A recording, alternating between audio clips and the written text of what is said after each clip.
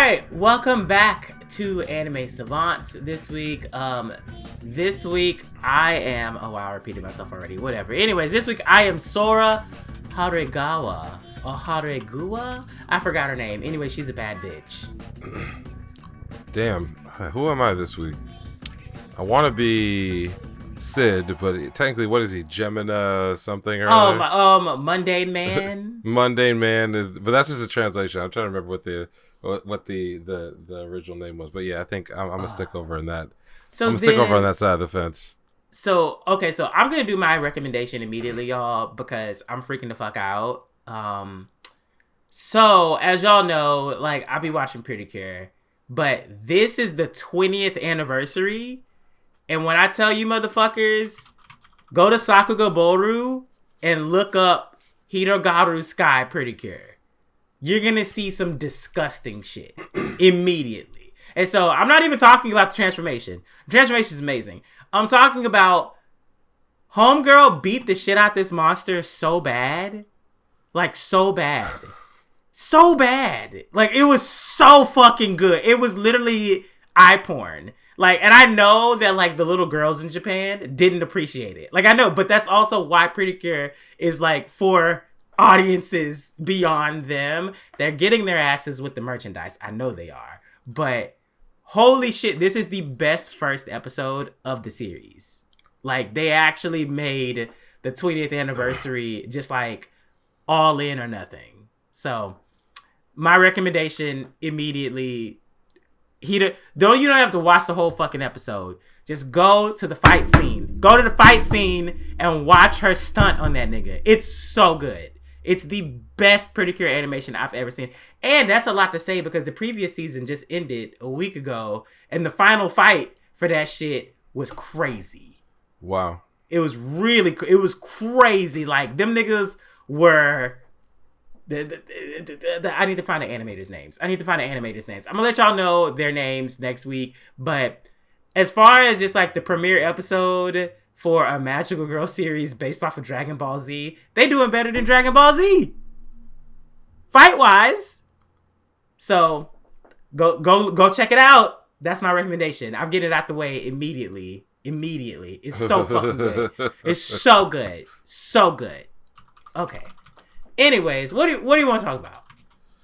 I guess we could start off with where Eminence is at, since it's ending the soonest of everything that's out right now. So we're on episode 18 is the latest as of recording, and we're sort of running towards the end of not only the this season, but also the arc that we're in. A lot of fun stuff happened between episode 17 and 18 that I don't think we talked about. Yeah. But of course, it capped off, with the top, I guess it's the top 8 round of the Battle Festival.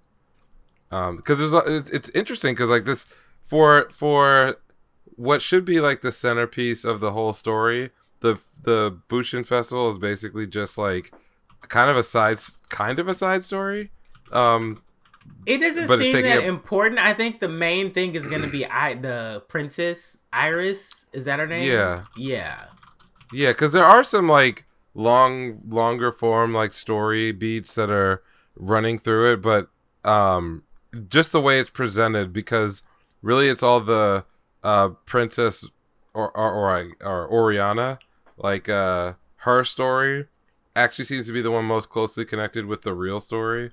The Cult of Diablo stuff, because it started off with like, her attacking her forced fiance and then running off, and then she kind of disappeared for a couple episodes. They find her, down in the catacombs. That was cool. And I enjoyed that scene with like the piano, him giving her the powers, and then him disappearing, and then the fucking assassin showing up and she one-shotting him. That was cool. Yeah. It's kind of insane. A lot actually happens there that you could find out mostly through one major flashback, because we find out in that flashback that the king of Oriana is drugged and probably mind controlled in some way. We find out that perv asshat. I'll never get over that. Wait. I have a question, because I know that you said the other week that Anna Rose, that her name is also something. Oh yeah, fuck. Is her name Anal Rose? It might be. There was someone had posted on a forum that I had. Because when after you said that, shit. and I watched the next episode, I was like, "Is her thing like Anal Rose? Like, is that what it is?"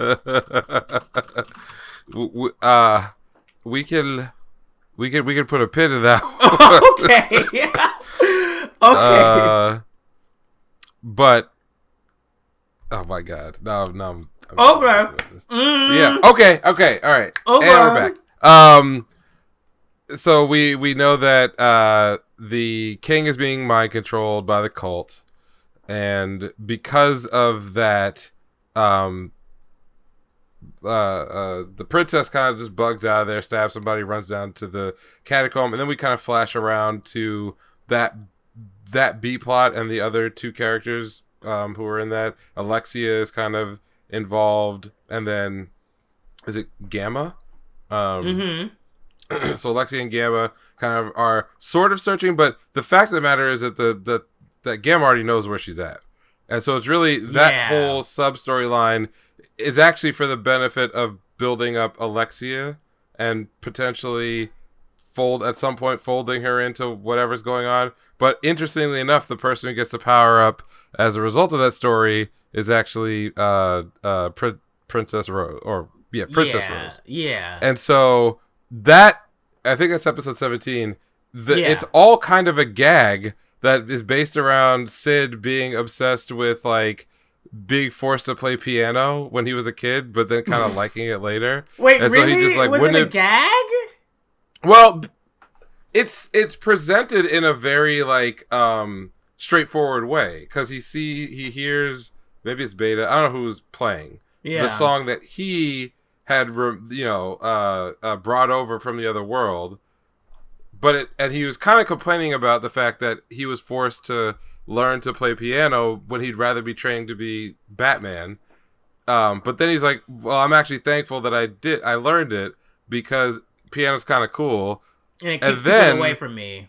Right, but to me, the joke was when he decided to have the whole piano stolen and brought down to the catacombs on the off chance that he'd be able to have a scene where he was playing the piano in a cool way, and then somebody comes and then he says some cryptic shit to them, and like he'd already said that this is something he wanted to do, and they do have a scene where like the hotel or wherever the place is that had the piano, somebody there was like, what happened to the piano? And I'm like, motherfucker, like, this is the most off the wall kind of bullshit to steal the piano, to then kind of try to set this up because you think this is cool. Because remember, he still doesn't actually know that the Church of Diablo shit is real. He was just sort of like playing the piano, then the girl shows up, and I guess, he's in full Eminence mode, so he's playing his character, and then he cures. I didn't realize that she had the blood poison, the Diablo stuff, but I guess that just kind of worked out for him, and then he cures her and like powers her up, and then she murders a bunch of the assassins who come after her. So it winds up being like this really cool scene that's a big moment of growth for the Princess Oriana, who then runs into Alexia, and they do the thing that you see a lot in shonen anime where one character is like, I must go off on my quest. It was, no, you have to say, I'll fight you, but then she just gets owned. Oh, I love that she got owned though. Yeah, no, her shit got wrecked. And then, Oriana goes off, and you're like, oh, okay. So that story is still progressing. Presumably, since she's trying to kill perv asshat, that as part of the climax in the final episode, probably at the end of the Bushin Festival, she's going to pop up. And I presume at that point she'll somehow get folded into the, into his crew. And then that'll be that. So that was the one thing I did notice. I was like, oh, he didn't give her the slime, but it might be too early for him to give her the slime. Yeah, it's too early for that. It's like these characters, these women, go on their like journey of discovery, and then that journey, of course, leads them to Sid and his posse. But it's funny because all the main group of badass girls, all that stuff happens before, or outside the sight of the main storyline that we watch. Yeah. Alpha, Beta, yeah, all that stuff. Whatever their life story was, how they trained, how they became, like family to each other. All that happens like before we get to the story, and frankly, like it's dribbled out here and there just to give a little bit of flavor to some relationship, and then they kind of move on. Whereas like the main cast of women, who are all from the academy, are actually going through their formative journey with the audience. Yeah, I can see that. Yeah. So anyway. So that's so episode 17 was all about that, and then 18 was like a return to the Bushin Festival, and now we kind of get more of the politics that's above board. So we already know that his sister's kind of after him for something too, which is I don't know where that's going. We didn't really see what was going on between those two. She's just mad at his ass. Very mad to the point of choking him out. Yes, of lots of violence. But we do get a fight between Anne Rose and Mundane Man, aka Sid, in his like wannabe Rock Lee wandering swordsman gimmick that he's running with. Yeah, because he said he's like, oh, I get to use the sword fighting style I can't use when I'm Shadow. Right. But what is that? What? So he trained up a whole other sword fighting style just for fun, like that he likes. Yeah. I guess that's what it is. But it's just him flexing, basically. Like there's no more pretense. He's kind of there for business because he's dropped the act kind of that he was using with her when he took the weights off, which is still one of the silliest scenes. Like just fucking silly. But it does result in like a pretty straightforward fight. Like there's no jokes. It's like he just outclasses her at every level. Without really even trying. Yeah, without really even trying. He does the whole thing like... I thought it was funny when she thought she was going to get a hit off him, and then she just cuts the air, and he appears behind her, and he's like, that was an after image, but his mouth is doing the whole like... I got you, motherfucker. Like, It's all curled up and like over-detailed for no good reason. So there was that. So that I think was like a fine payoff. And more interested in the Beatrix storyline. So exactly. So we find out now who this character actually is that was sort of puttering around the background. So the war god Beatrix, who looks exactly like Alpha, so clearly an elf or some kind of descendant. She's looking for someone who looks just like her. She's run to Sid already. In this episode, they have I think this was a joke scene, like it's another gag, but like so Sid says something before where it's like maybe now is the time where you casually run into such and such, and then you exchange dialogue that's kind of meaningless, and like he says that, and then he runs into Beatrix where they both have hamburgers. And the whole scene is about trading one hamburger for another hamburger, and then they walk away. But it's like shot as if there's way more subtext than there actually is, because Sid doesn't know. Yeah, Sid doesn't know shit, and like Beatrix is, maybe she has her own storyline that we are not privy to yet. So that scene is actually just a joke. It's just these types of things happen in anime and manga, and I want to do it. So he did it, but he didn't do it with like any foreknowledge. He didn't plan this. He didn't whatever. It's just a scene that happens in manga. The same way 2 episodes ago when Anne Rose and that other fighter were watching his fight with Goldie, like that was just there because it happens in manga. It's they're like, what did he do? Oh, I think I saw him move something. You saw that? Like, but what they were talking about was him cracking his neck. So it's dumb. Yeah, and they think it's like they take it very, very seriously. The same thing I felt here was like this was a scene that exists in other shows where they're trying to imply there's all this like subtext and shit, subtext and things going on under the surface. But we know for a fact that half of the scene in our story that we're watching, the other person doesn't know shit. There is no subtext. Literally, there is no subtext. It's just a dumb conversation about hamburgers. Yeah. And that's all Sid sees it as, too. So yes, So then at the end of the fight, Anne Rose is now inspired by Mundane Man, wants to travel the world with him to train to get better. He's like, nah, girl. Yeah. And then she takes it pretty well. You know, she's not upset about it, and then goes out. Which I was surprised that he hurt her. Like, he sliced the shit out of her. She was bleeding. Yo, he fucked her up. No, that wasn't no. That wasn't no for play. He fucked her shit up. Yeah. I saw that pool of blood. I was like, okay, well, he really isn't fucking around.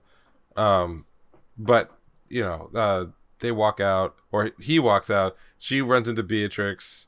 So now that pairing is very interesting because you know they didn't spend all this time building up the Anne Rose character to just like throw her away. So yeah. Stuff's happening. Good payoff so far. Yeah. So we'll see where things. I'm interested to see what's gonna happen with Perv Asshat and the crew. I'm actually more so interested in them thinking that like Mundane Man was part of the lawless country. Oh right, the Underworld or whatever they're talking about. Yeah, or that shit. So I'm like, oh, y'all already setting up the rest of this shit, which actually was interesting to me because I'm like, oh, there is an actual organization or something else that the Cult of Diablo is afraid of or is wary of. So what are they doing, and are they powerful? Can they contest Shadow Garden in some form or fashion? Because Shadow Garden seems to be just like bitch moding Cult of Diablo. Oh, they're rolling everybody. Yeah. So is there an actual like contest? I also liked how Sid had a moment where he was like, is there another isekai person here? Like, right. Why am I hearing this song? And then of course it was the same shit. It was like, you taught them this and they're profiting off of it. Like, they're making a life off of your shit from the other world. So I don't think that's the end of that though. I don't know. I don't know. I think it would be way more ridiculous if there were a person that was isekai, like not along with them, that just so happened to be in the same world, and they saw all this shit coming and they'd be like, who the fuck is doing this? And then they get mixed in with Sid and it just brings even more insanity to the situation. I wouldn't be surprised if something like that happened. But as far as the show ending, I don't know if I feel like he needs to beat Iris next episode for us to see the fallout in the final episode. Yeah, I mean, I think so. They mentioned in episode 18, or at least he in his internal monologue, when he was thinking about like, well, how should I get out of this tournament? Because he kind of pointed out that like, okay, we've already actually hit the climax here. Like, I need to get the fuck out. But how? What story should it be? You know, should Mundane Man just disappear? You know, whatever. So it's so funny that in his own construction of what's going on here, there really isn't like a clear end game because he kind of got to do everything he wanted to do already. You know, I don't think he's very interested in like, you know, fighting with the princess or I don't know, his sister. Yeah, it doesn't seem like he's trying to like put them in their place. No, he has nothing to do with them, so he's kind of just like, I don't care anymore. So I think that's funny. Maybe he'll like just throw a fight so he can get out. I wouldn't put it past him. And Homegirl There's is no definitely real reason for him to kind win. of powerful because she like broke that sword on whoever the fuck that was. So true. Yeah. That's right. So, and again, like the only people we know who have a motivation to win the tournament is Rose, right? So we'll see. We'll see how he gets out of that. I mean, she hasn't even shown the fuck back up yet. So right. So we don't know what's going on here. Okay, that's cool. What else? What have you watched this week? Ours, the Giant Beasts of Ours. I really liked. I mean, how long has it been since we've covered an episode of this? So a few weeks. Melon. I like how Melon actually became useful in the most recent episode to show that like it's beyond strength that he's useful with. He's probably going to be more so of a strategist. Yes. I like that. I like the introduction of Big Titty Bunny Girl. That was. I thought that episode was very interesting in how they introduced her and how she literally was like, I thought y'all were creeps and I was trying to save her. Yes. But also, I'm not going nowhere because you owe me money. Like I rolled you niggas. Very, very simple. Yeah. You know, it makes sense. Character's very endearing. Her boobs played a role in the episode where she is introduced a couple of times. like it is a gag. It is kind of fan servicey, but it's in a funny way. It's like if the character's aware of it, yeah, and intelligent, then it becomes more acceptable and funnier. I think that's what I like so much about her is that she is a very intelligent character. So right. That with the most recent episode though, I had like questions, but then they turned it around real quick with the Mountaineer women, and they were like, yes. "Oh yeah, all of our women are petite," and I was like, "Wait, all your women are little girls? Is this what we're doing?" And then they like moved it, and they were like, "Why does it matter what gender you like?" Or like blah blah blah blah. He was like, "If you want to be with somebody, just be with them." And I was like, "Okay, nice save." Nice save. Because I definitely was about to focus on it's a village of very hyper masculine, muscular adult men fucking little girls. I don't know. That's what it would be. Yeah. It might have gotten there. Yeah. And then they turned it around. They were like, we open. We fucking everybody. And I'm like, okay. But it is an animated where it's a different rules. It's part of the world building. So, yeah. I liked how in the most recent episode that the other guy was a paladin also and not an official paladin, but they didn't really like delve into that before the end of the episode. It kind of he kind of like fused with his cleric and they both went at the monster and that was it. We didn't really get any more exposition on the red eyes, but then we also got some stuff that went down at the castle between the general woman and the warmongering, basically greedy priest, from what I'm saying. So that was the scene where they're both eating, or they're eating, or he's eating. I guess he's eating. Yeah, I couldn't take my eye off that fucking crystal, fish. So he's he's drinking the. He's not eating the crystal like the scientist, but he's drinking. Yeah, it's just in the drink. Yeah. Yeah.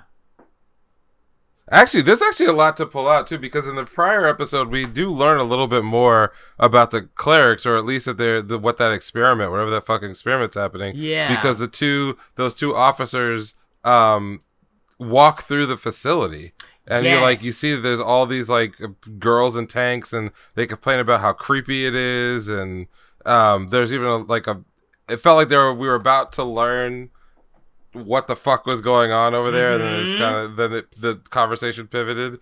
But we also found out that like if you join the special forces, they pump you full of drugs, which I presume is probably related to that blue crystal that they keep chewing on and eating on. Got. I mean, it makes the most sense, right? Because it's some kind of stimulant. It's, you know what I mean?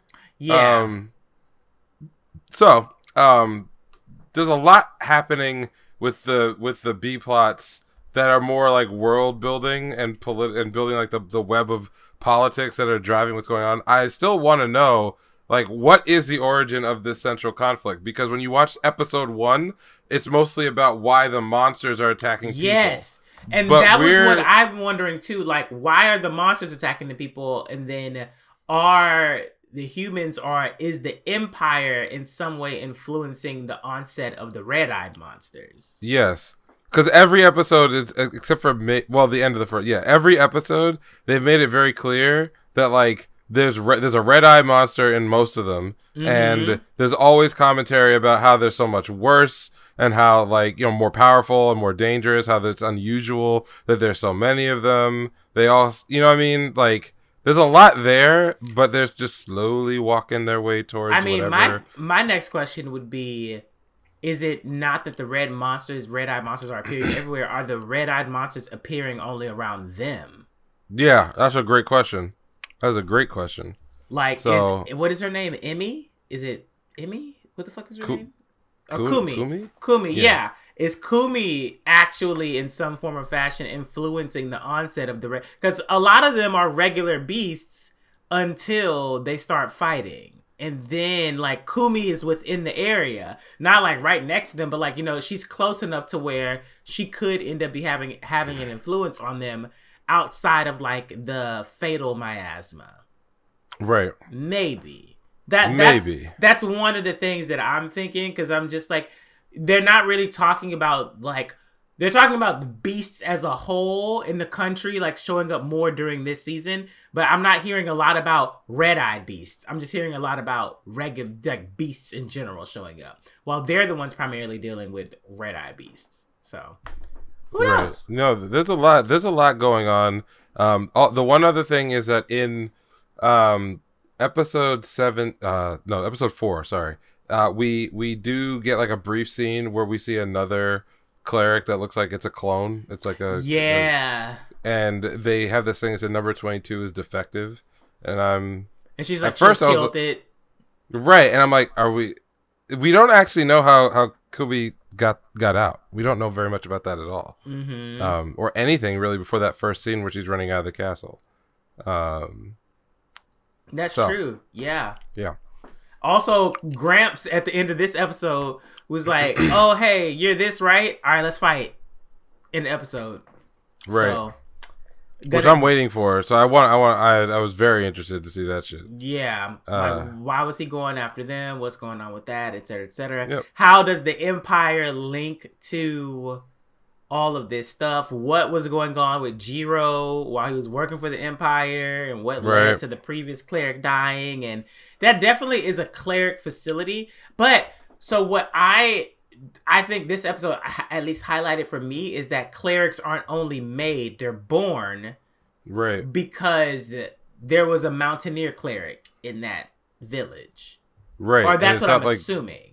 And well, that would have to be, but if there is one, or whoever that is, they're not a clone. So it's not like all clerics are like that. And plus we met the old lady who was a former cleric, or it sounded like she was a former cleric. From like episode 2. I thought she was a paladin. Oh, okay. Or was she a paladin? I don't know. I didn't really know. I didn't really know. I didn't assume she was a cleric, but you might be right. Okay. I'm pretty sure it'll come back up some way or some form or fashion. We'll see. Yeah. And the woman in Jiro's flashback obviously looks different, so. Yeah. Yeah. But I mean, as far as that, like, it's interesting, little people are getting development. I have a huge feeling that when they get across the sea and meet the Forestians, they're all gonna be homeboy. The meow whatever. Oh, Chapos. Chapo, yeah, they're all gonna be Chapos. Like, I just have a feeling that's just what it's gonna be like. Oh yeah, I didn't mention that this is my village and I'm one of them. Like, oops. Yeah, I pay so much more attention now to whatever the Chapo is on the screen, and I try to see if like the animal on their head is doing anything that's in sync with the human body that's riding. But I only saw like a couple of times where they matched expressions. When they're talking, it's not like that. So I don't know what's going on here. I'm curious. This is the one series from this season that I'm actually worried that it's gonna end before it gets to a satisfying answer with all the really interesting world building, because it feels like the kind of story that is either going to go much longer, so we have to wait a long time, or they'll just focus on like one or two plots and just let the rest of the world building stuff hang out there, because they could do that and like actually just not explain a lot of the other stuff, as long as we get to an ending with our main cast. So I don't know. It's very deep. That's all I'm saying, is that they've introduced a lot of cool stuff, and I hope that there's enough time to get a payoff for at least some of it. Yeah. This season. Same. So where are you at with Ninging Fushin? So I got to I watched up to episode 3 in full, and then I watched some of episode 4. Oh, okay. But how are you feeling about it? I watched all of episode 4. I haven't watched episode 5 yet. But you were right. So even from the second episode on, I was very pleased. Like that whole like first dungeon outing to them like butting head, like Kuran and like Mage Girl butting heads.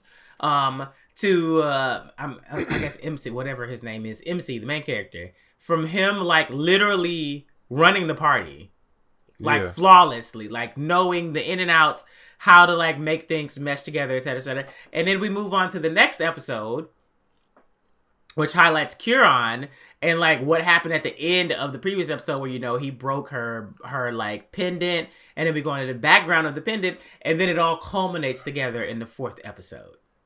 I actually really, really, really liked how they did that, because it made sense. It didn't just basically be like, oh, they're friends, you have power. It was like, no, these two specific characters have been through something that we've gone through with them. So it makes sense that they have a closer bond compared to the rest of the party.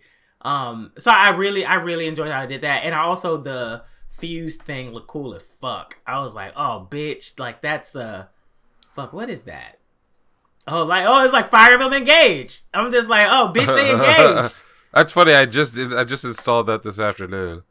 Oh, okay. Well, I'll talk about that later. Whatever. That's no, it's cool though. I have my recommendation, but I spent 3 hours on the final stage. Like So you're done. You did it. Yeah, and I started right over again. Yeah, I'm done for. I'm obsessed. I'm obsessed with it. But I will say that the gameplay is absolutely the fucking highlight. Like when it got those last few chapters, I was like, I have to try. Like I have to try hard. Like it doesn't matter if like you're over leveled or if this is that and shit like that. It's just like, nah, niggas are coming hard. It's like, it's just nonstop. So it was really good. I really enjoyed the end. And in typical fashion, it's very weeby. The final scenes and speeches and flourishes, I was like, this is what I expected when I bought the game. So I love it. But with Ningen Fushin, that like transformation scene, I was like, oh yeah, they engaged. So cool. Now if this had come out another season, I would have been like, that was fucking cool. But now Fire Emblem Engage, JoJo stands. I'm like, oh yeah, they combine. Cool. Yeah. But I feel like I'll keep up with it. I don't know if I'm going to keep up with it weekly. I think it'll be something that I'll come back to, maybe every 3 episodes, every 4 episodes, and just like binge it like that. I think what distinguishes a lot of the series that I really want to follow week to week is are the episodes structured in a way where we get to the end and you want to know what happens next in the story? Because there's a lot of shows that are just pleasant to watch, but they're not made in a way where there's like a cliffhanger or there's some major story beat that you think, oh, I'm going to get a little bit more of this explanation if I were to tune in next week.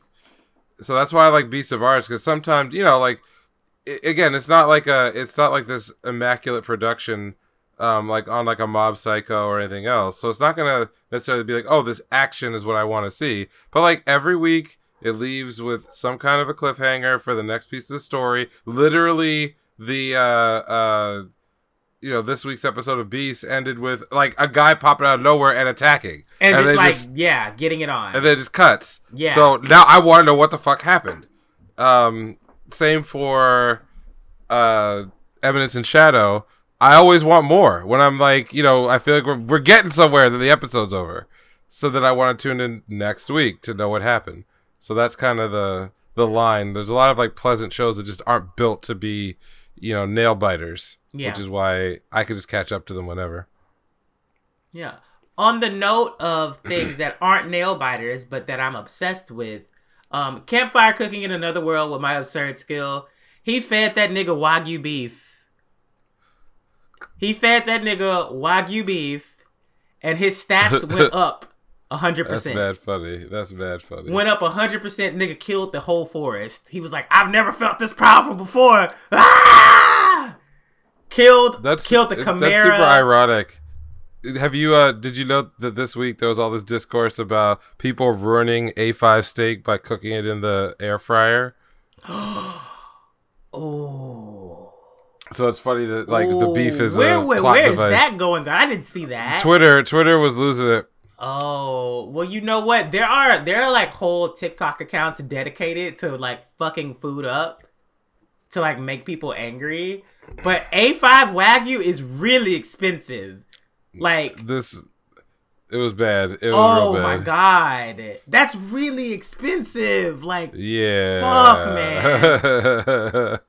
I've cooked like steak and shit like in the air fryer before. And it's come out great, but like it's fine. I mean, yeah. But if you paid that much for a piece of steak, you do not put that shit in the air fryer. I'm not taking no chances with that shit. Exactly, you don't put that's a good enough cut and expensive enough where you could actually justify buying a better pan. or a skillet just to cook it, right? Because the steak probably costs more than the skillet. Make sure it's like non-stick. You got that right. Enough like a nice layer. Like, yeah. Ooh, I know they were mad. Oh, is there a video of it? Yes. Oof. Okay, I'm gonna go look for that. Yeah. Oh my god. I just can't imagine A5 Wagyu because the only way I've had A5 Wagyu is like over like slow cooked, like a slow cooked like charcoal grill. Like they slow cook that shit, or it's on like those like super industrial like skillets that's like the flat thing that can like cook anything, but it's like slow cooking, so you can literally see the like fat melting like onto the skillet. They treat it like an event, and it's treated well because you just spent a shit ton of money on a piece of beef. They did not throw it in a microwave or an air fryer. You spent $40 on this, yes, that. So you got a whole bunch of them to actually feel something. Pain. But yeah, he fed that nigga A5 Wagyu, and he powered up. So that's another part of the series that I'm enjoying. They're like interspersing RPG, MMORPG aspects into everything. And so he actually has magic. And Fenrir literally was like, "Oh, you got magic? I'm gonna lead a whole bunch of trolls your way, and you just gotta kill them." And he's like, "Nigga, I just learned how to use fire." And he's like, "That's not my problem. Kill them." So it leads into like a scene where he's like desperately trying to fight them with fire and shit like that. And then he gets like so desperate that he ends up conjuring like a huge fireball and like annihilating a shit ton of them. And then he falls out, and then they fucking like swarm him. But Fenrir put like an invisible shield on him. So he was like, "Nigga, I ain't gonna let you die. You my food source." Like, you fucking kidding me? But funny. So it looks like the show is going to venture into, I don't think it's going to venture into like action, but I think it's going to venture into like, you know, RPG aspects. Since they started talking about skills. He was like, "Oh, I gained like a fire mage skill or something like that." So I'm interested to see where that goes. It's definitely not going to be the main focus because they're definitely like focusing on Japanese style food, Japanese style like takeout food, and all kind of like different cuts of meat and what this monster's meat tastes similar to, and like, you know, earth and things like that, which is entertaining and in and of itself. And then you also have learning about how books work in that world, and basically them being like, paper is extremely expensive. Like books cost a shit ton of money, or even just like a map costs a shit ton of money, and that it's like it's like it's like protected stuff. You have to like go to City Hall to look at the map, like through a screen. So, you know, it's definitely building itself up to be more than what it was originally presented to be. And so I'm still interested in it regardless, but I'm like, oh, you're gonna actually like try something. Let's see what happens. Just don't get too serious. I don't want it to get too serious. Okay. I've seen clips. I may just dip into the first couple episodes so that I'm familiar with the series. It's chill. It's just really chill. Yeah, that's what I've heard. Yeah. I do need to catch up on. I want to start watching 30s. What the fuck is Fired in My 30s? Oh, yeah. I want to watch that one. Based off of what you told me, I want to watch Ice Blade, and then I want to get into Exorcist too. Okay. And there's a lot of like B, C tier stuff that actually is like appealing. I was gonna put over Revengers as a good, you know, again, B tier show, because as we've gotten a little, so the first 3 episodes are really built around the more heavier themes, you know, introducing us to the group and I guess you could say like the town that they're in, or the city that they're in, is a very corrupt one. So you spend the first 3 episodes learning a lot more about that corruption, because Karima, that character, is this very upright samurai who now has become a murderer. And so because you follow his perspective most of the time, you don't know what's going on. So the show is kind of showing you. So they're staying within one city? I mean, it looks like that for now. But in the later episodes, so 4 and 5 so far, we've branched off into the other cast, and it's really much more of an ensemble show than I probably gave it credit for, but which makes sense because if you took any one of those characters, they probably don't have enough going on minute to minute to really pull the show, but as a group, I really like them. So in episode 4, half the episode is based around kind of a joke where you find out that like Karima as a samurai has no actual marketable skills outside of being a swordsman. Because what did he do all day? He just trained and practiced.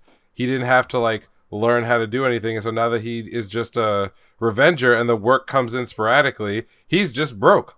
But he's the kind of like, but he's like the kind of character who's very stoic. And so he'll just be poor. Like he'll just, that's what he's kind of comfortable doing. And he gets like a job as an assistant with the doctor character, and then ultimately tries to make some money in the red light district, like because he doesn't know any better. He's just like trying anything.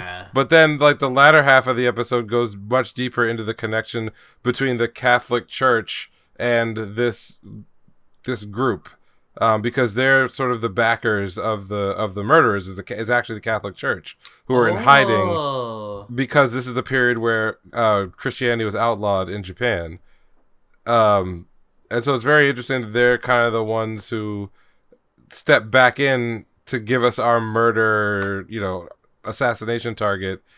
But it's just like there's a lot more world building in a very small space, and a lot of the kills that they're getting now are very like very elaborate, almost like Assassin's Creed type shit, where it's like big setups to like catch somebody alone and then elaborately kill them. Okay.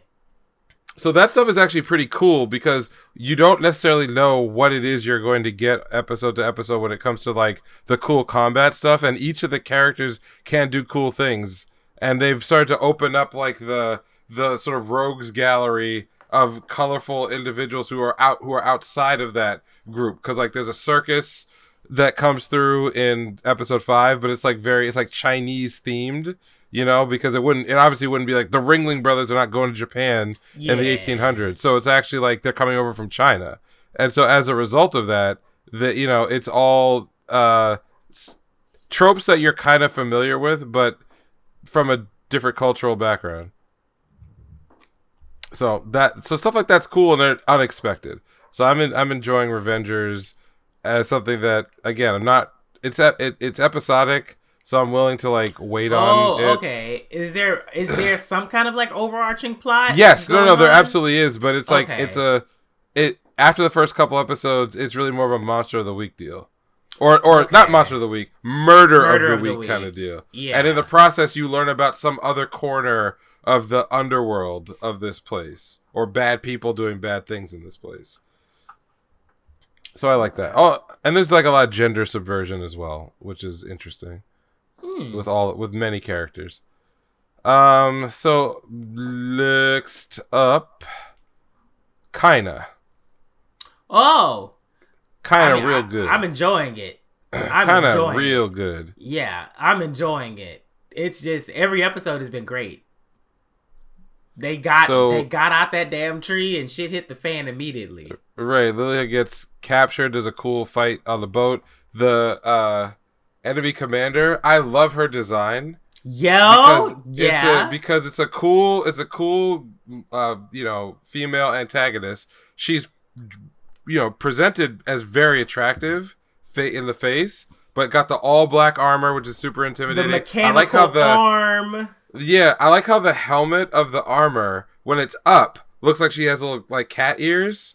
But when it comes down, it's just an intimidating black knight.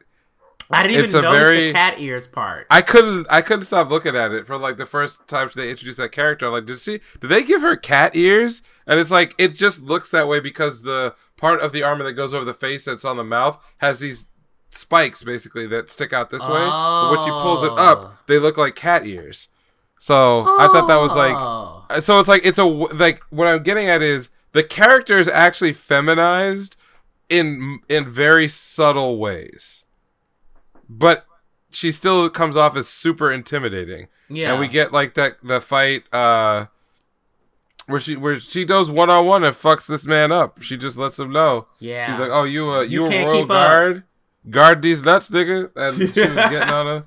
Fucked him up, took his hand out, basically she got what she wanted. She captured the princess. Kaina gets away because Lilia kind of pushes him off the ship. And I like the fact that he is continually very naive about what the fuck is going on, because I don't think he's ever fought another person. And he was even asking questions like, why would humans fight other humans? It doesn't make any sense. Because from his point of view, he'd literally never seen it before. But I feel like if he'd been on his P's and Q's, he could have lit them up with that crossbow. He just didn't know what he was doing. Yeah. But also it seems that he's hesitant to kill. Yeah, absolutely. That makes sense. Yeah. But I also like how he immediately took into consideration like his environment from when they like dove into the ocean and they saw those roots. And then it led to the rescue plan where he was like, the roots connect. I'm just going to go down. I'm just going to go underwater and use that shit. And I'm like, oh. Also, the fact that there's like, what did they say? Oxygen something inside that little thing? His little pack. Yeah. It has some kind of bladder had it. Yeah. Yeah. And I was like, that's fucking cool. And it also explains why they can, just have that. Because I'm thinking, oh, well, there's technology to have an oxygen tank, but do they know it's an oxygen tank, or is that is that what he brought down with him, or is he talking about the thing that he brought that down with them? That's the mask thing that they use, right? Because it makes sense that when they're up on the canopy where the air is super thin, that they'd have to develop that, but they wouldn't have any need for it down below in the snow sea level. So it's a cool little like cultural difference that actually is going to play a role in the storyline, which I like. So yeah, I liked the cool. I liked the intro to Kaina's Atland and how they appear to be thankful for him and doing things, but then the prince is just like, yeah, my dad don't fucking trust you. Like, he thinks this, et cetera, and I'm like, okay, this actually sounds a bit more realistic, especially because the guards were, like, outside his door 24/7. I'm just interested to see, like, where it goes from here. I definitely feel like the other country has some kind of huge struggle that they're going through that's going to, like, humanize them simultaneously. But then also, like, where is the story going to go? Or is, like, they're going to be a savior for the whole world, or are they actually a problem? And there's another thing, because we haven't seen what their country looks like, but I think if it's based off of what I'm seeing in the intro, that like it can move. Also, Kaina was talking about that moving light that he saw from up top. Which he thinks is the city ship. Yeah. But it could be other things. Who knows? Yeah, and it could be other things. We got a little bit more detail about the sage, or like the light that Lilia's been seeing, and then Kaina said that he started seeing it after he saw it with her, and it actually saved them several times so far. So interesting. Like every week, definitely not mind blowing, but I feel like once we get there, it will be just a nonstop just reveal, info dump, insanity, death, this, boom. Like, it's going to be nonstop. Yeah, and I was also curious, maybe later when they come back, that we'll learn more about the city that Lilia comes from, because the fact that there are those, like, ancient tunnels and shit, and, I feel like the direction for learning, if we, the audience, are going to learn more about what goes on in the world, it's all going to be from going down. Like, I don't know where it is, going to the bottom of the snow sea, the bottom of any city. Like, the secrets are below, I think. But we'll get there.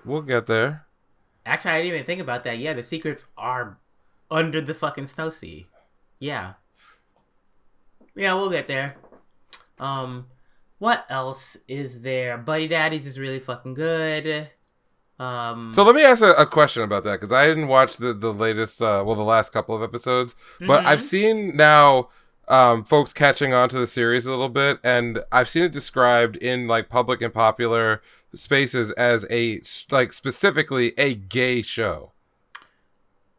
what do you feel about that representation? If that of the style of the plot? Because I didn't really catch that. Besides the idea of like, I think specific people want it to be. Okay, yeah, that's. This is not I think them being gay it's a gag in the show, right? That is repeatedly visited because Miri's always like my papas, right. And stuff like, and especially with the daycare episode, they were like, "You're both her papa." Okay, cute. It's a gag because those two are so obviously not in a relationship.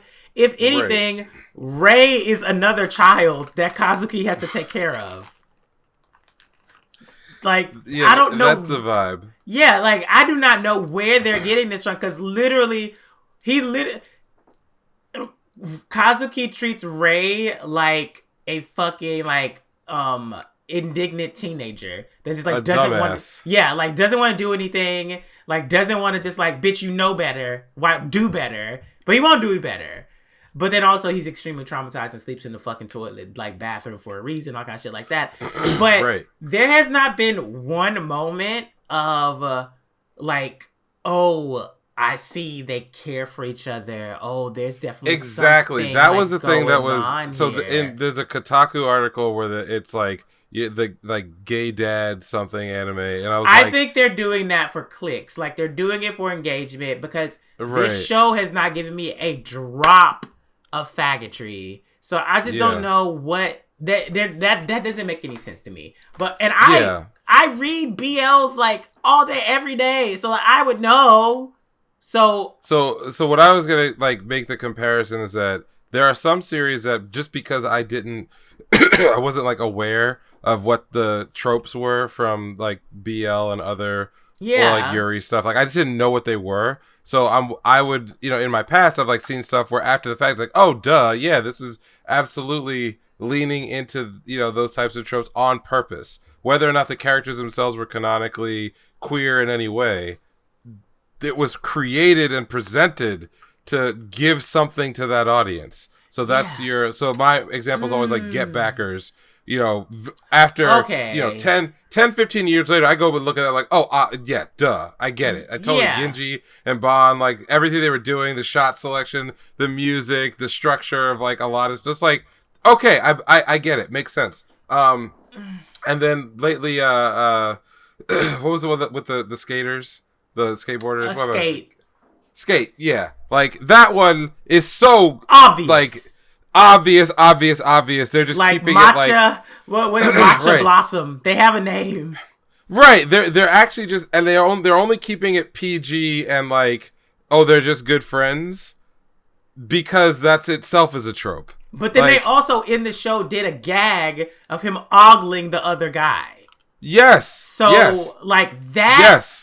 That's there purposefully. Yeah. You don't have to read. You don't have to read anything into anything. Like it's baiting that audience on purpose. Mm-hmm. Here, I watched the first like 2 episodes of some change, and the gags were coming like left and right, but those 2 characters are never positioned in any way romantically, even from the point of view of just the audience who gets to see more of the other stuff. Like there's no like sensitive moments that are like that that would make sense. It doesn't really make sense for the stories that are going on with either the characters individually. It's just the as you said, the gag of like them literally co-parenting, right? So there's that part, and then how that is interpreted by people on the outside of the situation that they are in.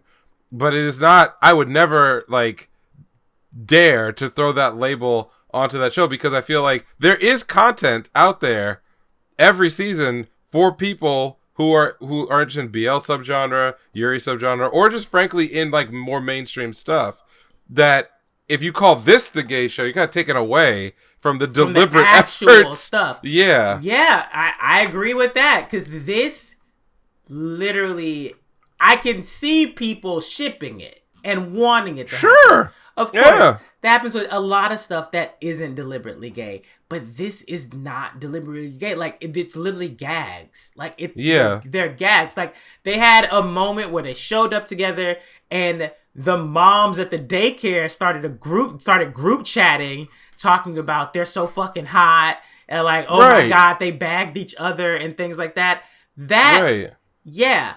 Funny, but also it means nothing to the actual characters because they are not even into each other. Like, that is the last thing that is on my mind during that show. Now, maybe during the first and second episodes, I was just like, are we gonna do this? Where are we going? Is it possible? But now, like, episode 5, I'm just like, them niggas are not gay. And also, that is a man-child. Like, he literally has to be like, you need to stop playing video games and go to fucking bed. Like, we have a job to do tomorrow. All kind of shit like that. And it doesn't come off as a nagging wife. It comes off as like a little like an older brother scolding a little brother. Exactly.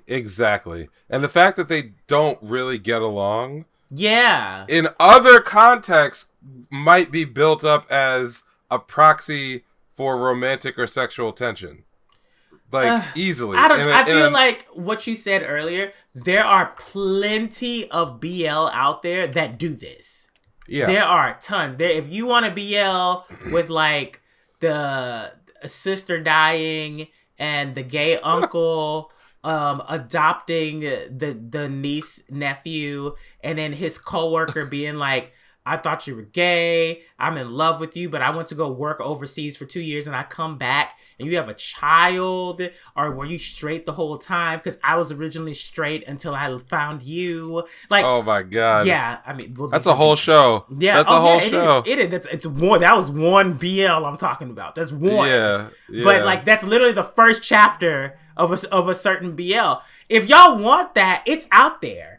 It's out. You can go find it. I mean, it's not animated, but like, you can go find it. So I don't know. I feel like maybe because this one is just more mainstream and people, you know, they like BL, but they won't particularly go search it out, which I completely understand because you could end up in a very dark place depending on what you search. So right. I get it. But at the same time, I'm not getting it at all. Now, fast forward 4 weeks from now and something develops, I'm perfectly fine with admitting I'm wrong. But as far as me reading as much BL manga and manhwa, like all of it, like I don't know, like what it's giving toxic fujoshi. That's what it's giving. It's not giving, oh yeah, this is representation.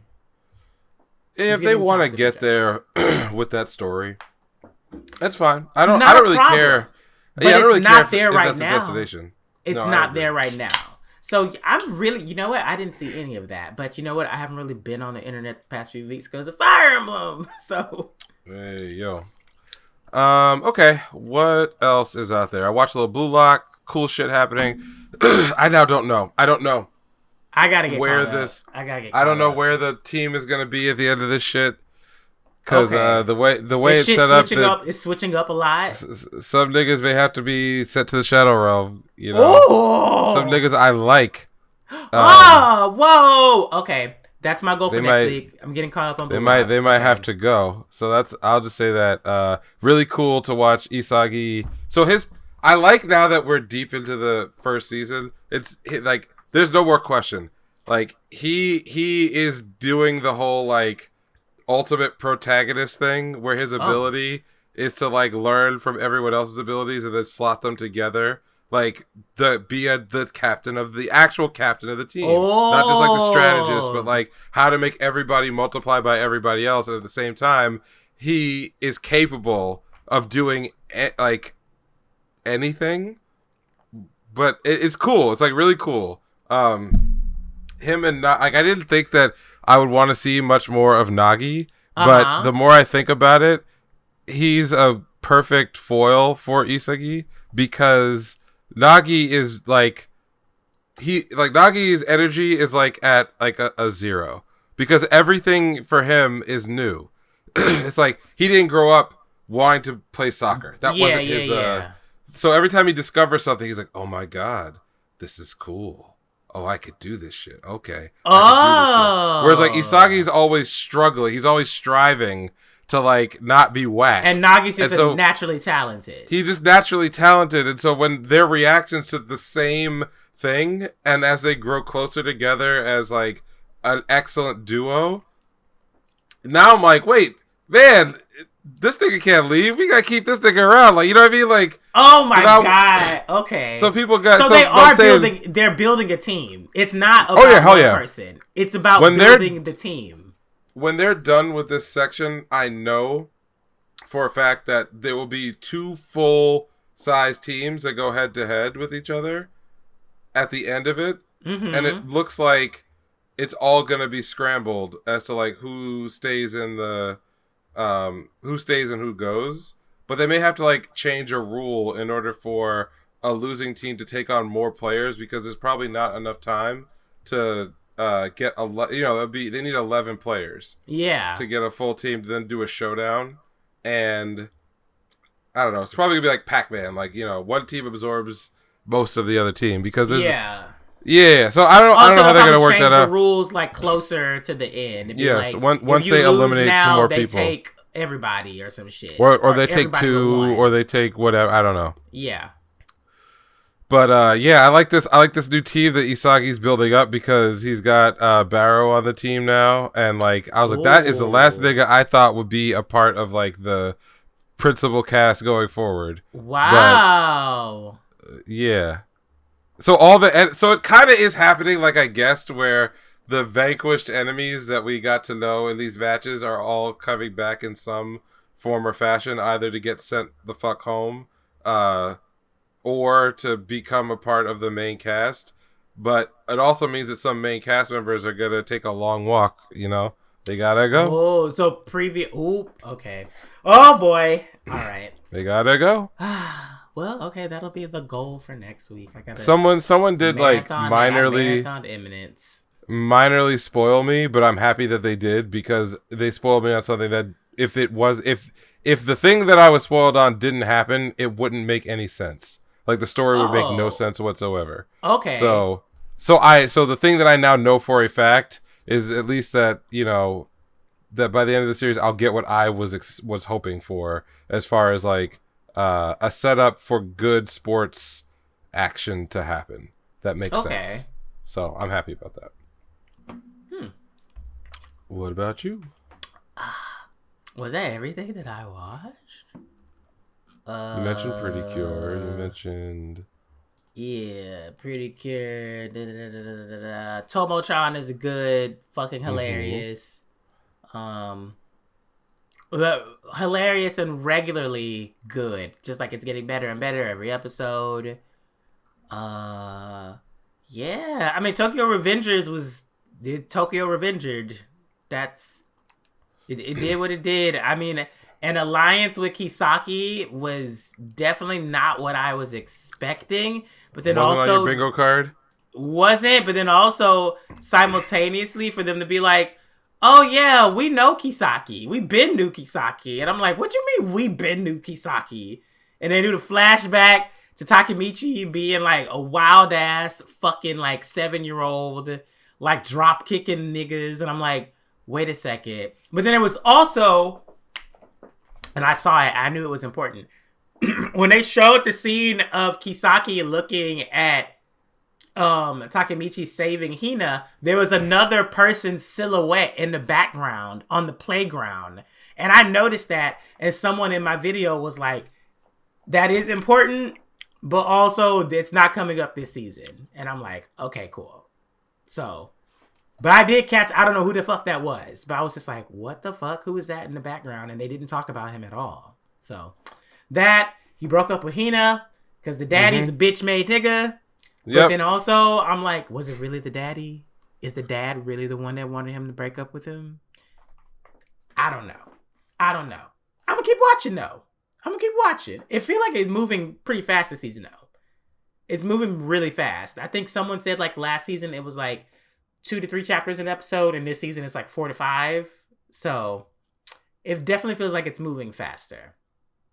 But, you know, still good. Still, Still Tokyo. Like, I think the music does this show such a huge service.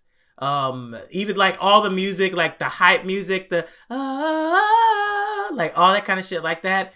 It does a really good job of just like hyping you up and like letting you know like this is an important moment. You should pay attention. This is an important moment. Right. But beyond that, I don't think anything like insane has happened. And I don't think that a lot of people are even watching it this season. I don't see it really getting that much coverage. I do see a lot of reactors dropping it because it's getting like no views. But yeah, what is big this season? I've not paid any attention to what's going on. Buddy Daddies, Tomo is huge. How? Buddy Daddies, I mean, it's good. I'm not saying it's bad, but like, why that? God. Yeah, Tomo-chan is like crazy. Like, niggas are eating that shit up online. I don't know why, but they are. Tomo-chan is big. Of all things. Daddies is big. Nagatoro-san is big. Eminence and Shadow. Oh, right, Nagatoro. Yeah. Eminence and Shadow has been huge since it dropped. Like, niggas love that shit online. I gotta go back and check this. We could talk about this on another day, but I want to know if Eminence and Shadow had the same trajectory as Demon Slayer wound up having because of that one Atomic episode. Oh. I mean, like obviously it won't. Yeah, obviously it won't be to the same degree, but like, there'll be a sharp like. Yeah. Correct. Because if I remember the first episode, I promise you, nobody was talking about that show. I thought it was the funniest thing I had seen in forever. Nobody was talking I remember about that show I like talk about it, and we were like, "What is going on?" Like, yes, I want to keep watching because I want to know what's going on, and also I want to get to the girls. Yes. And then episode 2, it started doing what it was going to do. But yeah, yes. Nobody was talking about that shit. A spike coming at a later date, well after the first episode. Yeah, you're right. Yeah. Not only that, I started to see like maybe 6. So basically, by the second month, I started seeing like people saying so the gist of these videos were all the same. Here's this wacky show that might actually be great, and it was all around that episode. I Am Atomic. 4 yeah, like 8 or 9, like maybe like a week or two after that came out, because people started paying attention because it was actually funny. It was actually, despite being absurd, it took itself seriously in the right place. Mm-hmm. There was some hype that you could get behind it. The way the story moves so, spastically, that for React content, actually, there's quite a bit on a per episode basis. It's funny because when we were going over it, we actually wound up walking past one of the funniest moments because so much other shit happened with the Excalibur ass slap with the towel. Oh, yeah. Like that scene, we like I remember watching it like, yo, we gotta talk about that shit. And then by the time we got to record, I was like, oh man, there's so much other stuff that was going on. We didn't talk about it. Yeah, that week. Yeah, we got there a week. Yeah, we got there a week late. So I'm just like very curious what worked out this season. That wasn't like well known ahead of time. Because there's some things I think should get more attention, especially Vinland Saga, that have definitely... Oh, yeah. Extra slow burn that anyone who read the manga would have guessed that would happen. But it's still exceptional, like really good. So yeah, I gotta do my own research to figure out like who what's really going on here. Yeah. How's Trigun going? Trigun is great. And I wonder if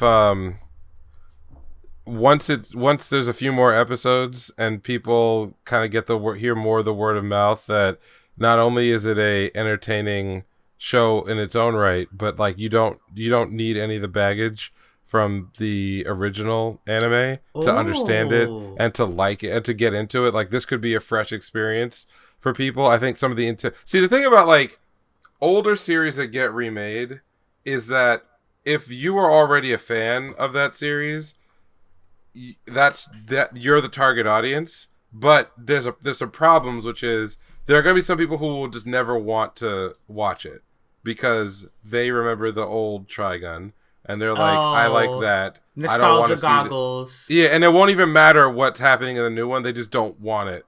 And I understand that. I'm not saying that you can't feel that way. So that actually means that you have the whole fan base, but you're not even starting with everybody on board. You lose the people who don't want to see the new thing. You lose the anti like CGI people. You probably lose like people who don't know where to find it. Are people still complaining about the CGI? No, that's pretty much gone away. But I'm saying that's gone away from the people who watched it. Okay. If you didn't watch it, you know what I'm saying? Like, there's no reason for it to for that presumption to be removed. And in bigger influencers, I think, have started to pick up on like, hey, this might actually be the CGI series that sets the standard for how to do this right. And so but again, we've only been in it like about a month. It's only been about 5 episodes. Yeah. And so my prediction is that by the time we kind of get maybe a few more weeks, that there, you know, it'll bubble up a bit more. But the first few episodes were very, very good.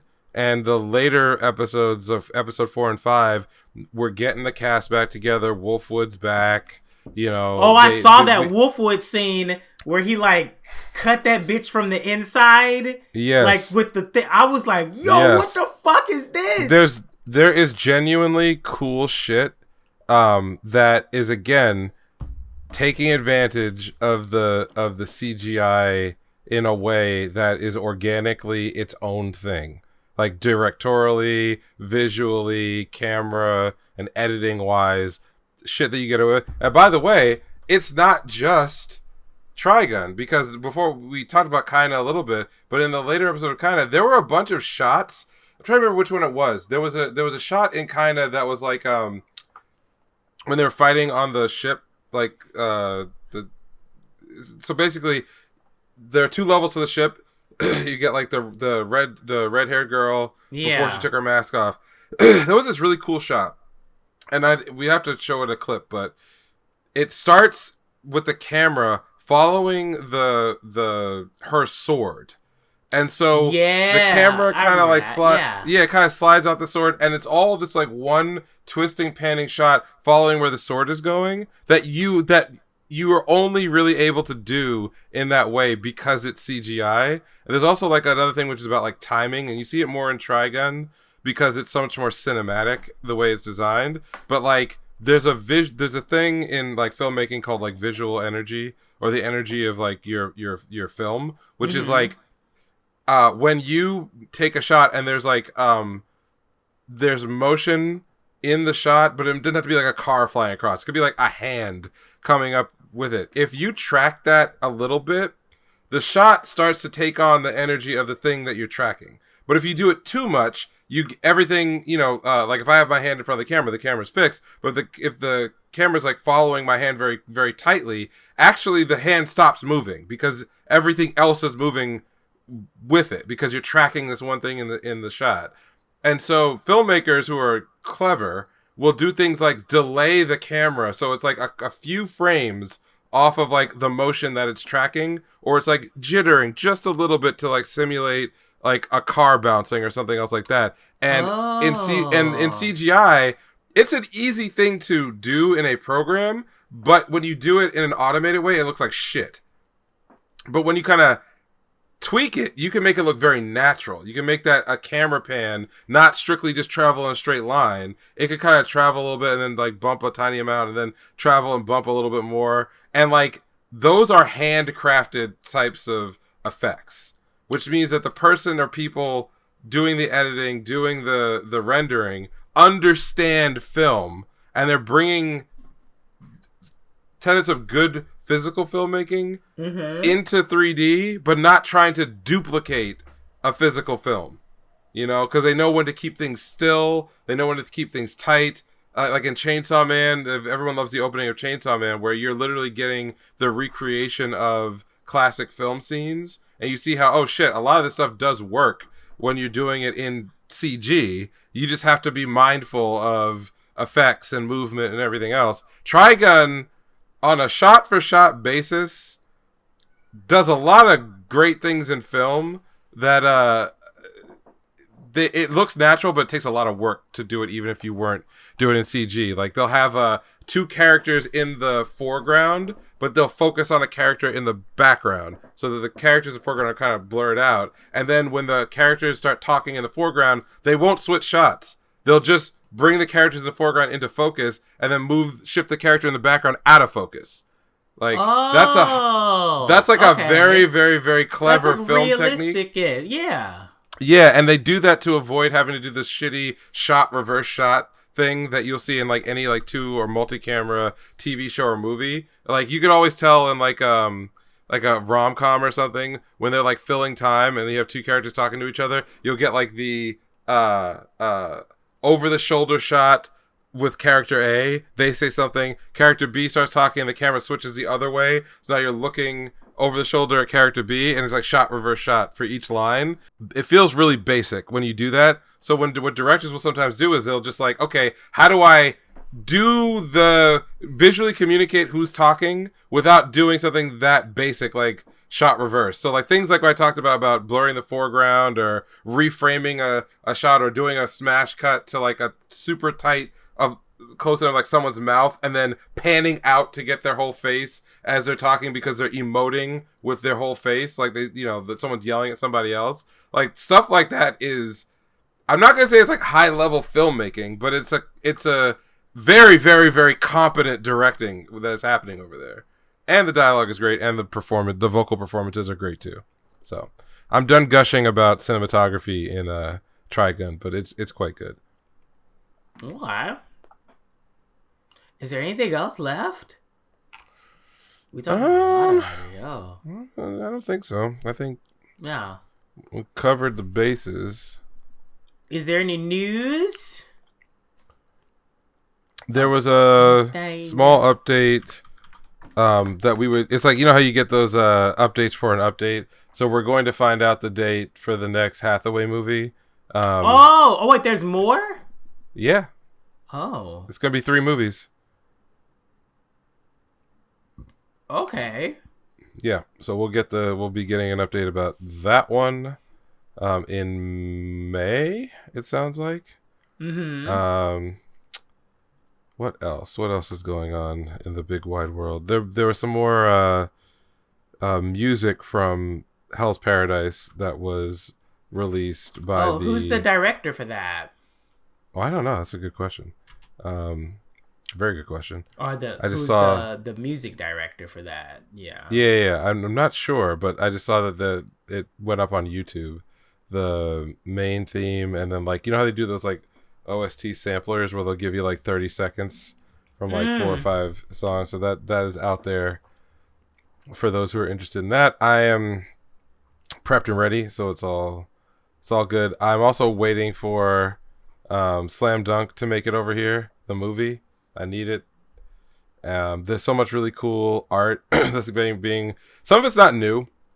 So like Takahiko Inoue has over the years done a lot of like collab art projects, and I saw one yesterday that was Vagabond / like Berserk that he did for like I don't know why he drew this, but it's like cool shit like that is just sort of dribbling out just because the movie's hype. So then Takahiko Inoue's name is out there, then people are like, hey, remember when he did this really awesome thing? And I'm like, no, I don't remember that. Give me more of that. So that shit's cool. That's pretty much it.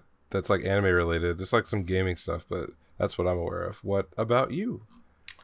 I mean, the only thing that I saw that really even interested me, which I mean, I haven't even played the game in like 2 months, but apparently Overwatch 2 is doing a One Punch Man collaboration. Oh, with what's his face? Doomfist. Doomfist, yeah. Which I mean, that makes sense for that character, but I'm also just like, didn't see that coming. Didn't see that coming at all. They've never done a collaboration like that, like at all. They've only really done like in-house stuff. So I'm like, what is this? Like, are y'all gacha? Are we doing gacha shit now? Like, I mean, I'm not mad at it, but I just thought that was very interesting. That they're venturing into new unknown territory. Oh, that sounds cool. Yeah, other than that, I mean, news-wise, No, not much of anything. I mean, what's-my-call? I saw that motherfuckers were mad at Fortnite because Beast Gohan and Orange Piccolo didn't get in that shit for the following collab, which I honestly think is a missed fucking like bullseye for Toei and Fortnite. I mean, I don't know if it's Epic Games' fault. It's probably Toei who were like, no, you can't use this until we use it. Right. So I definitely saw niggas lose their mind over that shit. And they did like a Piccolo pickaxe of like his house or some shit. I'm like, bruh, this is who the fuck runs their shit over there, man? Like, why even do a collab and not showcase your latest content?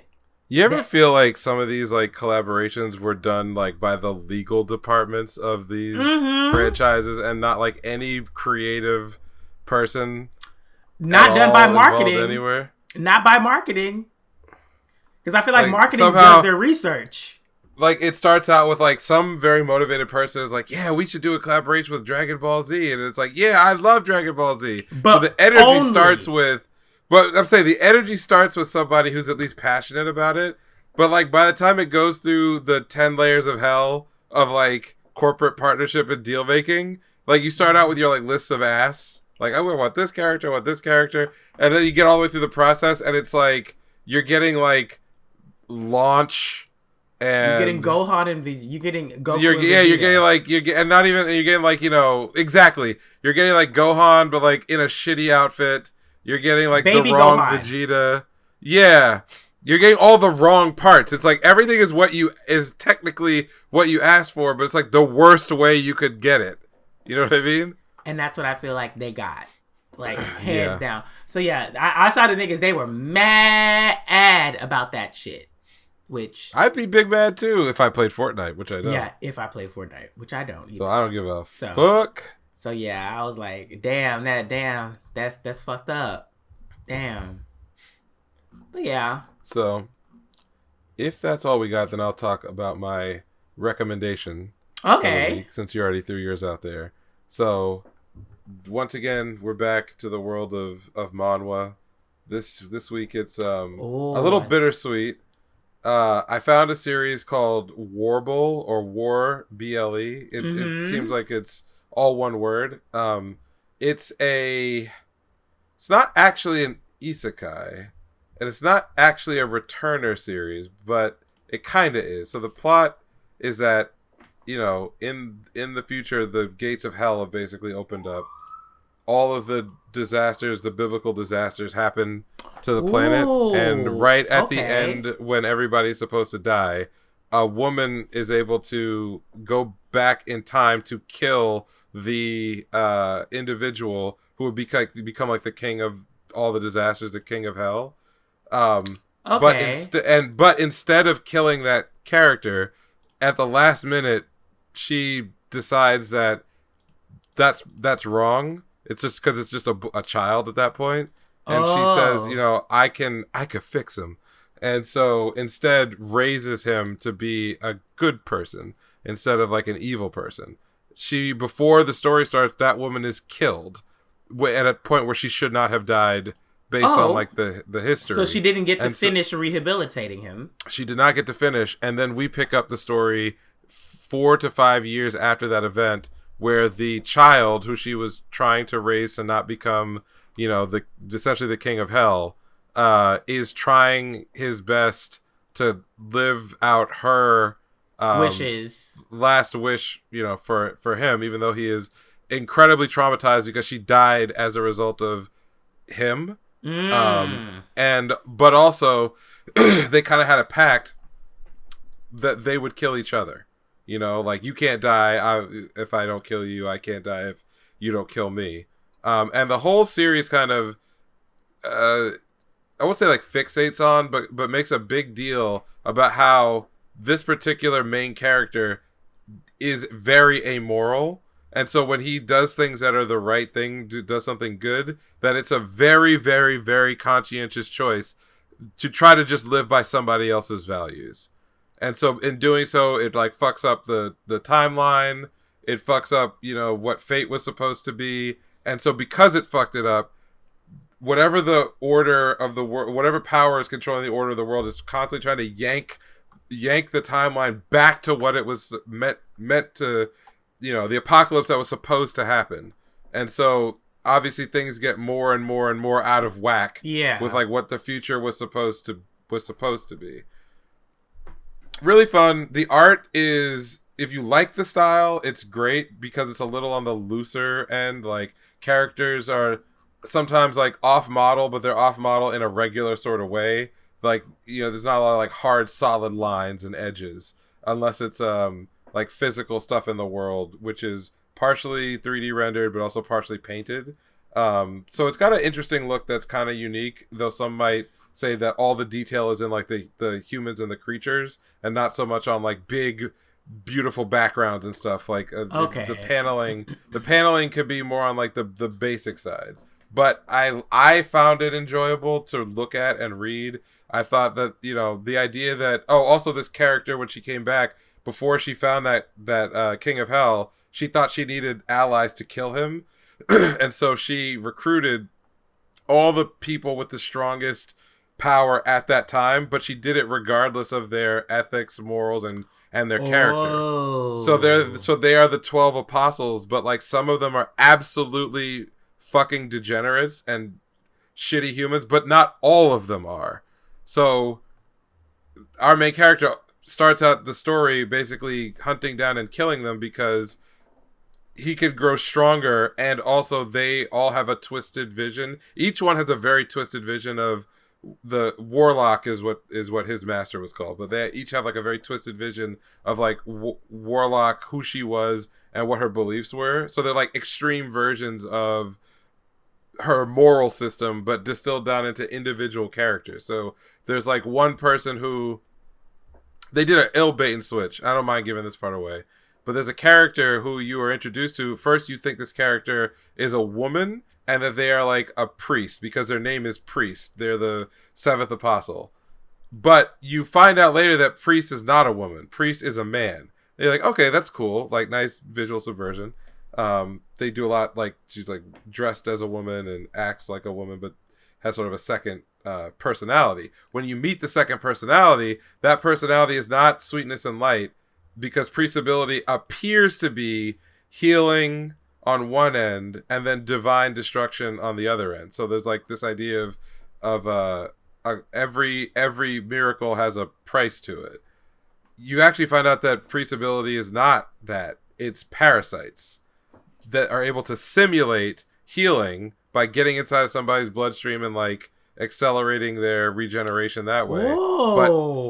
But the explosion is caused by the fact that anything that has Priest parasites in them can have all of their energy, life force, physical, like blood, siphoned out of their body and returned to Priest, who then can use those parasites to make the form of explosions and light beams and everything else. But it's really these insects. So they're actually a queen ant is kind of like the archetype. They're sadistic and they're fucking crazy, because when you get their backstory, and this is why I like this, and I'll tell you why I'm bittersweet about this series. So the writer did something really cool where they'll show you little bits and pieces of like how Warlock met each apostle at a horrible time in their lives, and it kind of tricks you into thinking that like, oh, everything we learn in these flashbacks is true. Because it's not a flashback from the point of view of the main character. It's a flashback from the point of view of the apostle.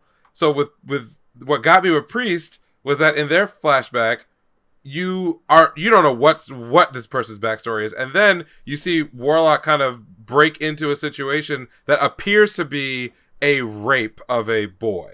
So the way that boy is drawn, it looks like, oh, that's Priest. So that's why this person is so dedicated to Warlock and literally recreates a version of the Christian religion, but puts her as like Jesus, like on the cross and everything. Well, you go a little bit further along and you get the rest of that flashback, and in fact, so Warlock castrates the person who is assaulting this boy. But there's the bait and switch. Priest was the person doing the assault. And the castration obviously played into their ambiguous future sexual identity. And the reason why they're so devoted to Warlock is because they credit them basically that the castration saved their soul. And so that's why they sort of remade themselves in her image. That's why for atonement they changed their look to be like the look of their victim, which is fucked up because the victim? The victim actually died in the hell world that they were in, that Warlock kind of rescued them from. So it's fucking crazy. It's like oh shit. All right. My god. We go there. Yeah. So is it complete? So the answer to that question is yes. And this is where I get bittersweet about it because it was canceled before it could finish. No. So it's about 160 chapters. And there's a light novel series that did complete. That's much longer. So about twice as much longer. So if you're into light novels, which I am not, the story does get a completion. It does end. But okay. It does end, and it has a very clear ending. But I was getting into that shit. I'm like, oh damn, I found my shit. Oh no, it's gone. this ain't right. So Warble is the name. I still think it's worth a read. That sounds crazy. And that's only one apostle. That's only one, yeah. Some of them are very straightforward. Some of them are absolutely not straightforward at all. One of the coolest abilities got revealed at the end. And I was like, wait, no! This is the coolest thing they've ever done! Why are you stopping now? Why?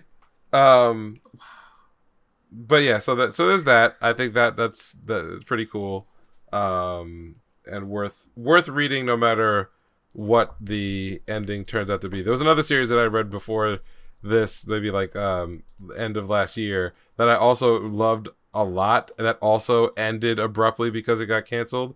And I'm used to it. I'm okay. Like, it's still worthwhile. So yeah, check out Warble, Warble. Wherever you can find it. And if you're into light novels, somebody tell me if the light novel's any good. Hold on. So that's it. Alrighty.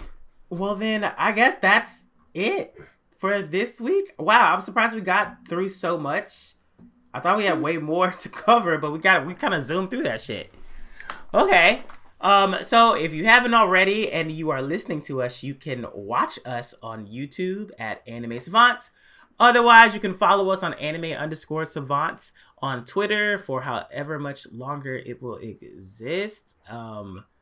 It feel like there's something new every day with it, so we shall see. Otherwise, you can follow us regular Anime Savants on TikTok, Instagram, Facebook, and your podcast listening platform of choice.